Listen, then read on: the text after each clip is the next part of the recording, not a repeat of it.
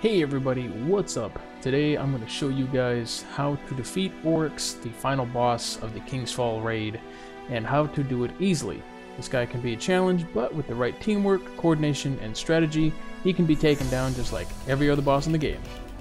For this final boss fight, I would recommend you be at least 295 light, have sniper rifles with high impact, low fire rate, as well as something like the scout rifle or the touch of malice. Anything longer range that does a lot of damage in a short period of time is what I would recommend. Sometimes rockets would be good too, but mostly you'll be using sniper rifles, scout rifles, stuff like that that really hits hard and can really make Oryx flinch, as you need to. There's DPS checks all over the place. Once the fight starts, you'll be taking care of ads near the spawn of Oryx, as well as a couple of knights on the platforms, and there are 4 platforms, right? You're going to need to send one person to each platform, another person to be the runner, and he will be the guy who jumps on the platforms up above, and then lastly you'll designate a floater, in which he will run around and help kill the ogres as they spawn. Now, whatever platform Oryx goes to and slams his fist down is the platform that the first person is going to jump onto, and then from there it's counterclockwise to 2 more platforms. So you'll have somebody jump onto the platform after the first person, and then somebody jump on the third platform after the second person does. Doing this will spawn the platforms up above that the runner will jump to over and over and over again until he reaches the final platform, gets what he needs to get, and then everybody jumps down and takes care of this knight here, which gives you guys the buff needed in order to actually start dealing damage to Oryx himself. This is the first DPS check, one of many in fact. Once his chest opens up and starts to glow, you're going to want to pump every sniper rifle round, every long-range weapon thing you have into his chest until he flinches, and then you can do a tiny bit of extra damage until the people who are on their platforms need to run over to where their ogres have died, because their ogres leave behind a ball. You will go to this ball and stay there until it says you have detonated the light, the orb of light, and then you run back to the center and get inside of the shield before everything blows up. If you don't make it in time, you will die, but that's okay. It's not the end of the world if you do. Now, once everybody's discharged their energy into the ball, Oryx will still be there, and you'll all head back into the bubble and just deal damage to Oryx as much as possible. Then, Oryx will reappear and throw out bombs to everybody on the field. So the trick to this part is to run around the platform that you were designated to, and the bombs will just harmlessly explode behind you as long as you have a continued sprint and you just keep running around in circles.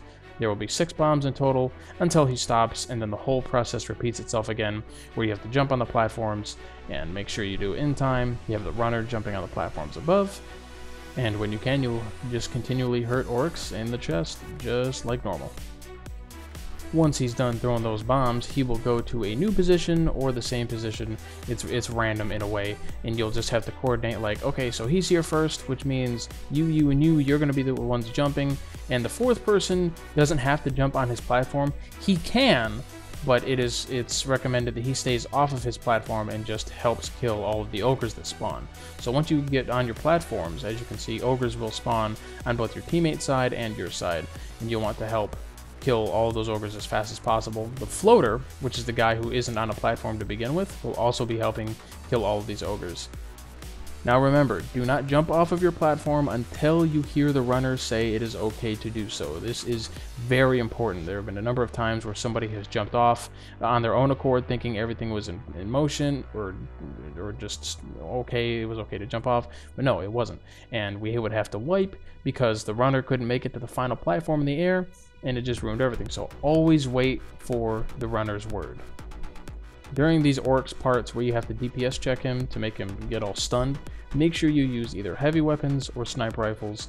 I would not recommend primaries unless you're using something like the Touch of Malice or the Warlock exotic that is also a scout rifle. Anything that has higher than normal damage.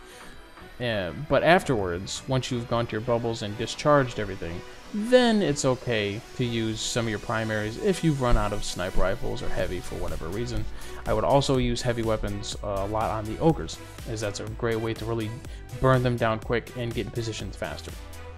Once you've gotten Oryx near or below half health, he will do this new thing. Instead of throwing bombs at you, he'll spawn a couple of ads, a couple of knights on the platforms, and then he'll also spawn this giant bubble towards where he spawned to begin with.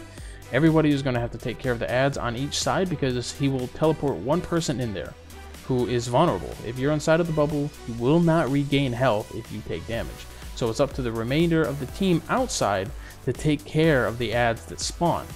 Now, over time, you and everybody else will be spawned in, and you will have to watch out for Oryx, who will occasionally spawn with his sword. He'll run in there and try to chop somebody up. If you die, that's 30 seconds you'll be down, which is not good timing because he immediately goes back to pounding on the platforms and everybody needs to be in position.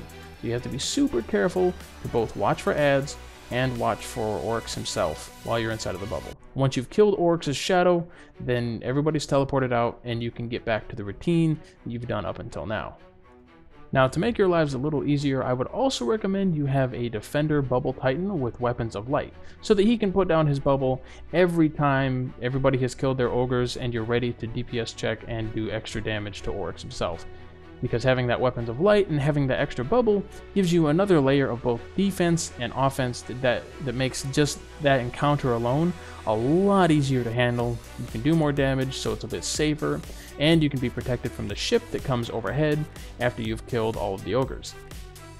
Speaking of which, that ship for the runner and for the floater is very, very dangerous. It comes in very low, shoots out a couple of big purple orbs, so you have to watch out. If you're one of the platform guys, you need to be able to jump down before those floating purple orbs come in to hit you.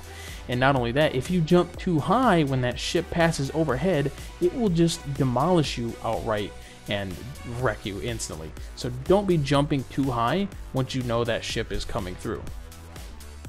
As for sniper rifles, I would recommend, for those who have it, that you use the Black Spindle or the Hereafter or any legendary sniper rifle that, like I said, has high impact, good stability, lots of ammo, or has some kind of perk that returns ammo to your magazine on either crits or shots or something. Even though that won't really apply to Oryx himself, it will apply to other things, like when you're fighting ogres or when you're fighting Oryx's shadow in that bubble of his. It is also important to note that the first person who goes to one of the orbs to discharge the orb of light is the first person that starts that whole process. So make sure that you all go to your orbs around the right amount of time, like the same amount of time, so that way you don't have one or two people who are late to getting to their orbs and are left out to get fried because the other two people got to their orbs really, really quickly. The whole fight itself, in my opinion, isn't the hardest of all of the raid bosses. I would actually put Crota, at least back in the day, as one of the harder fights, only because it was so unforgiving. Because if one person died, the whole Oversoul would spawn, and you had to like DPS it down, and that was just super risky in and of itself, and it was always ideal that no one would ever die. Whereas with this, I have seen comebacks from where 3 or 4 people would die, and then you just get them back all up once everything was taken care of. So you can have people die here, and it's not as a big a deal. The real challenge of this fight, though, is that everything needs to be executed perfectly, or at least near perfectly, 4 or 5 times if you're an average team with average damage per second. If you're a really good team, you could probably get it done 4, maybe even 3 times if everybody has like 310 Black Spindles or something along those lines. So while the technical difficulty of this fight may not be the highest out of the entire game, the communication required probably definitely exceeds every other fight that you've taken place thus far. So make sure you're fighting with somebody or playing with somebody who has a mic, who knows how to communicate, and that can also follow orders. You do not want somebody who's like, well, I think you should do this or that, because that could cause a lot of issues, a lot of headaches, and a lot of wipes. And the final tip I can give is that once you have gotten Oryx down to just a sliver of health, he will always appear where he spawned at the edge of the map, right straight forward, and he will open up his chest for one final time. It gives you one chance to DPS him down and get rid of the rest of his health, or he will wipe the entire team and you'll have to start from scratch. And this is the most important moment. Everybody has to be on point, strongest weapons, most ammo, tons of heavy ammo rockets, everything you got, LMGs, sniper rifles. Unfortunately, as you can see, for me, I got down before I could reach the bubble, and it was left to the rest of my team, the 5 teammates, to take him down and finish him. Thankfully though, as long as everybody's on point and they're not missing shots, you could take him out with 5, probably even 4 people if your gear is like 310 damage. Thanks for watching, guys. This concludes my guide to fighting Oryx and beating him easily. I hope to help you out. If it did, please drop a like down below, leave a comment if you're not feeling too shy, and subscribe for more videos like this. I'm in it to help people, and I hope I helped you guys out. Good luck on your drops, Guardians. I'm going to head back in game, and I will catch you all next time.